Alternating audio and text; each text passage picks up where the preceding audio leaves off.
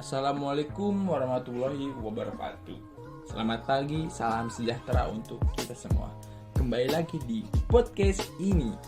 Kali ini di podcast ini saya ingin mengangkat suatu tema yang sangat panas sekali atau sangat berpengaruh banget nih untuk para kesenian lokal atau internasional. Seberapa besar sih pengaruh kesenian di era pandemi ini? Ini cocok sekali untuk bintang tamu kita saat ini. Saya kedatangan tamu istimewa, seniman lokal dari kota ini yang saya sangat kagumi. Sok aja Mbak, perkenalkan diri. Terima kasih sebelumnya. Saya telah diundang di podcast ini. Perkenalkan, nama saya Tika. Saya seniman lokal di daerah ini. Gimana Mbak, kabarnya sehat? Alhamdulillah baik. Keluarga? Baik. Alhamdulillah. Semoga Mbak dan keluarga selalu diberikan lindungannya oleh Amin. Tuhan ya. Oke Mbak. Amin ya Allah. Ya udah langsung saya bertanya ya. Jangan lambat, jangan cepat ataupun sedang. Kita alon-alon aja. Oke. Oke. Apa sih Mbak pengaruh besar yang dihadapi di era pandemi ini Mbak? Di era pandemik ini seperti banyak sekali pengaruh besar sih terhadap musisi atau seniman, termasuk saya, yang tidak bisa berproduktif secara langsung karena banyak sekali peraturan kesehatan yang harus ditaati. Kalau kita itu pengaruh besarnya itu berdampak kepada seniman atau musisi yang berpenghasilan dari musik ataupun seni lainnya yang tidak bisa ditampilkan secara langsung di hadapan audiens, dan berpengaruh besar juga terhadap para teknisi atau kru yang berpenghasilan dari musik ataupun bidang lainnya kayak gitu.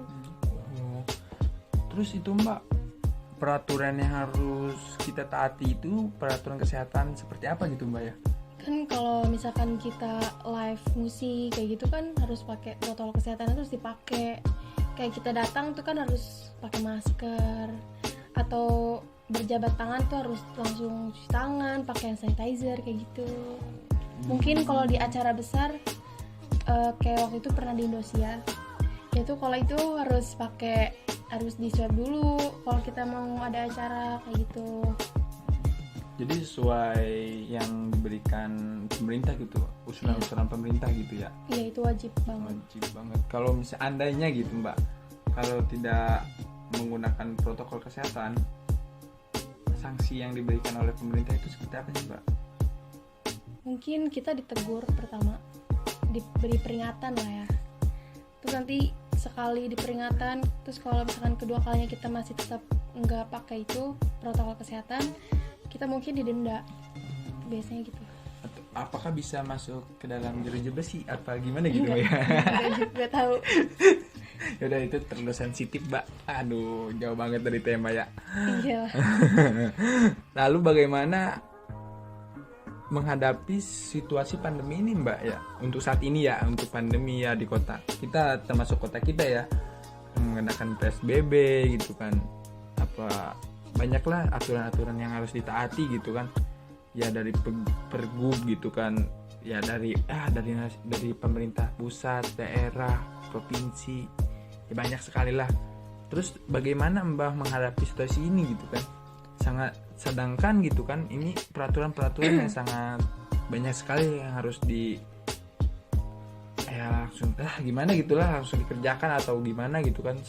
Sedangkan ini peraturan ini kan sangat berpengaruh gitu untuk kehidupan Mbak sehari-hari gitu kan.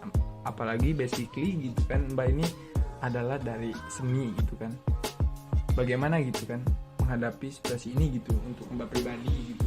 Mungkin kita sebagai orang yang punya jiwa berkesenian harus bisa lebih produktif lagi kan, melakukan hal apapun itu agar bisa bertahan hidup dan mencukupi kebutuhan sehari-hari.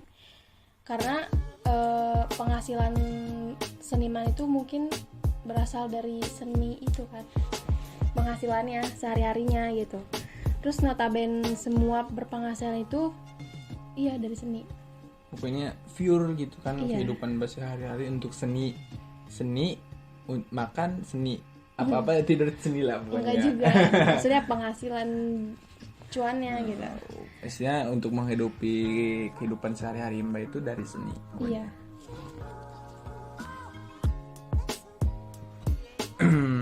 Apalagi ya, ntar saya mikir dulu nih biar nggak pusing.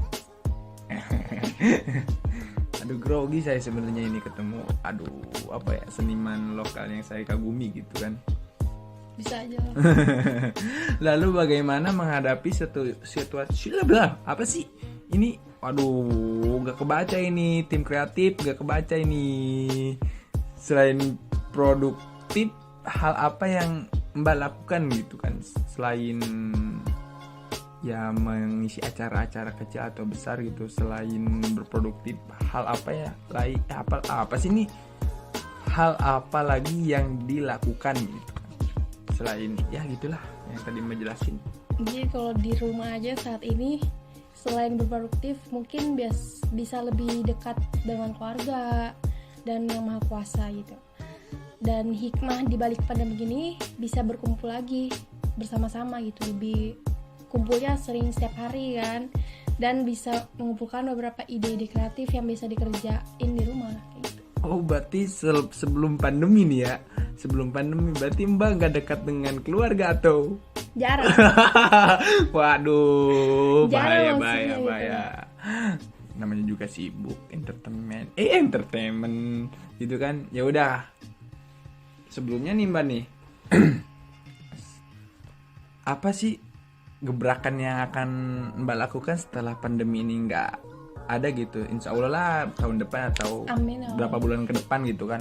Apa sih gerakan Mbak untuk kembali menyambut hari-hari tanpa pandemi gitu kan? Mungkin yang pertama akan lebih bersyukur lagi kan, kembali normal. Terus bersyukurlah segala yang telah dilalui di masa pandemik gitu.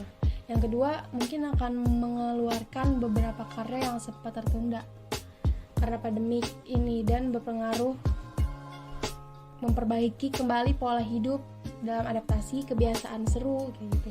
Dan semoga banyak pelajaran dan hal baru setelah melewati masa sulit ini untuk para seniman atau musisi gitu, dan selalu berprogres untuk semua karyanya.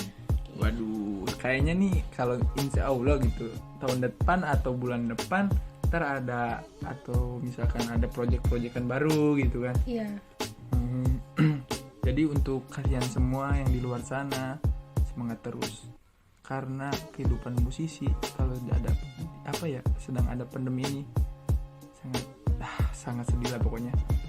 Ya udah, terima kasih untuk Mbak Tika sudah datang ke podcast ini untuk mengisi acara yang parah banget, malu-malu ini kreatif nih, nggak kebaca. Ya udah, makasih ya Mbak Tika, semoga Mbak Tika diberikan kesehatan, keluarganya diberikan kesehatan, rezekinya diberikan kelancaran. Amin. Semoga tahun depan atau bulan depan pandemi ini segera menghilang. Amin ya Allah. Makasih ya Mbak Tika sudah datang.